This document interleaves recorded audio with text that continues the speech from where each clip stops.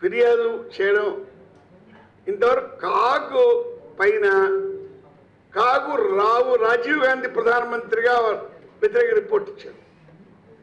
మన్మోహన్ సింగ్ ప్రభుత్వం ఉన్నప్పుడు ఇచ్చారు. వాజ్పేయి ప్రభుత్వం ఉన్నప్పుడు ఇచ్చారు. కాగుకు రాజ్యాంగ స్వతంత్ర ప్రతిపత్తి ఉంది. దానికి ఒక విశ్వసనీయత. పోనీ ఈ లెక్కల గురించి తప్పని చెప్పానండి. ఎప్పుడు నువ్వు ప్రశ్నిస్తావు ఈ లెక్కలు తప్పు, ఈ 2,21,000 కోట్ల రూపాయల అప్పు భారం అయింది అని చెప్పాను. ఇది తప్పని చెప్పాను.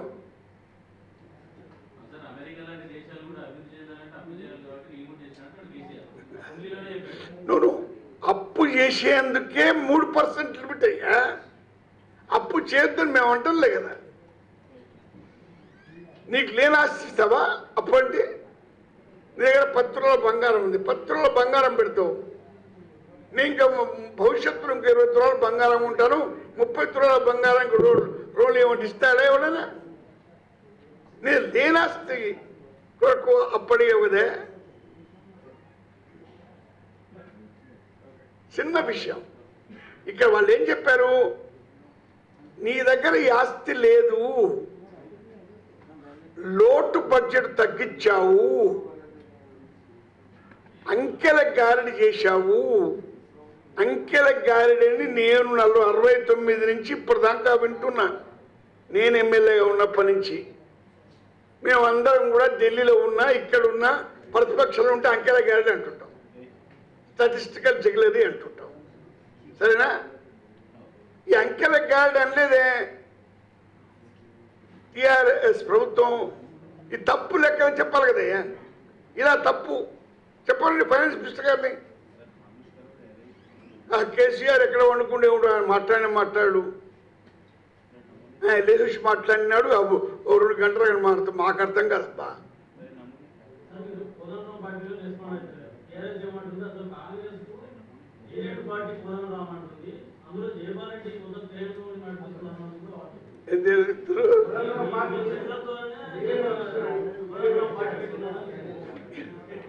ఆయన పత్రికలు చూడలేదు.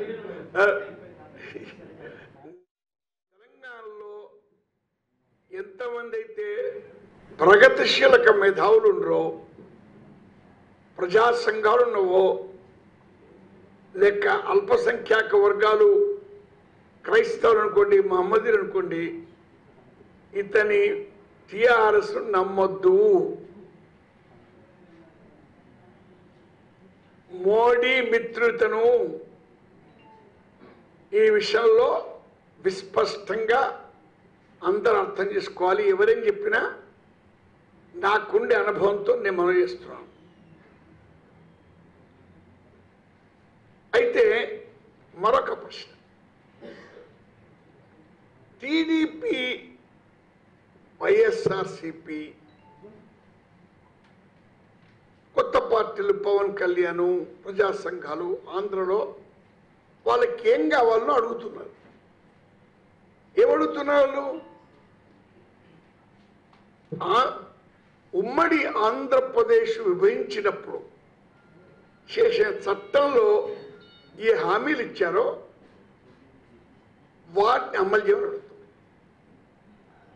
నేను క్యాబినెట్లో ఒకటే మంత్రిని, 4 సీమాంధ్ర ప్రాంతం నుంచి, వారందరిని ఎదిరించి ఏవేవైతే సీమాంధ్ర ప్రాంతానికి ఒప్పుకున్నారో అవన్నీ తెలంగాణకు ఒప్పించారు. కడపలో స్టీల్ ప్లాంట్ అంటే బయ్యారంలో స్టీల్ ప్లాంట్ అని, వరంగల్ కోచ్ ఫ్యాక్టరీ ఎన్నటి నుంచో పెండింగ్ ఉంది, ఇప్పుడు యాక్ట్లు పెట్టించాం. మన దగ్గర all India institute of medical science పెట్టాలన్నాం. IAM, Indian institute of management కావాలన్నాం. ఐటీఐ కావాలన్నా, ఐఐటి,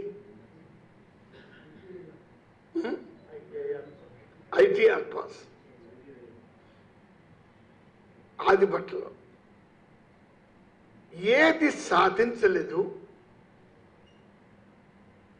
ఎందుకు? మోడీ నీకు కనకరించలేదు. మోడీ కనకరించకపోయినా నీకెందుకే మోడీ పట్ల అంత ఏకపక్షమైన ప్రేమ అభిమానం? నువ్వెందుకు తెలంగాణ తరఫున పోరాడడం లేదు?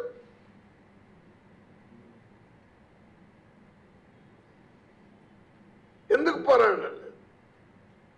నువ్వు ఇంత స్ట్రేంగ్ ఉన్నప్పుడు ప్రాణహిత చేవల్ల గురించి డబ్బు అడగొచ్చు కదా, ఎందుకు అడగడం లేదు? ఎందుకు తెలంగాణ ప్రజల తరఫున పోరాడకుండా తెలంగాణ ప్రజల హక్కులను కాలరాస్తున్నావు? నేను అడిగే ప్రశ్న దీనికి సమాధానం చెప్పాలి.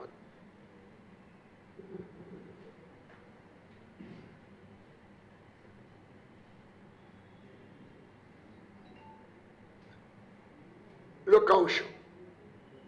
రెండో అంశం వద్దాం. కాగ్ రిపోర్ట్ గురించి మీకు తెలుసు.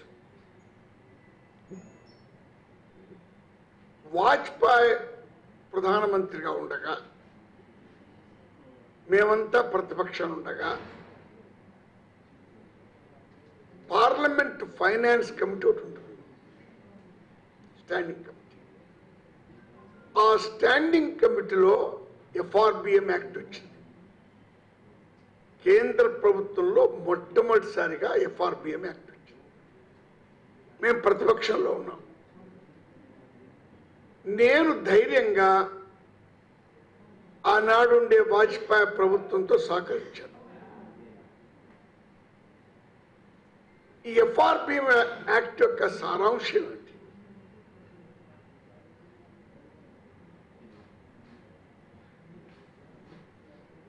ఫిస్కల్ రెస్పాన్సిబిలిటీ, ఆర్థిక బాధ్యత ఒకటి, దానికి భిన్నంగా మరొకటి ఉంది, అది ద్రవ్య బాధ్యత.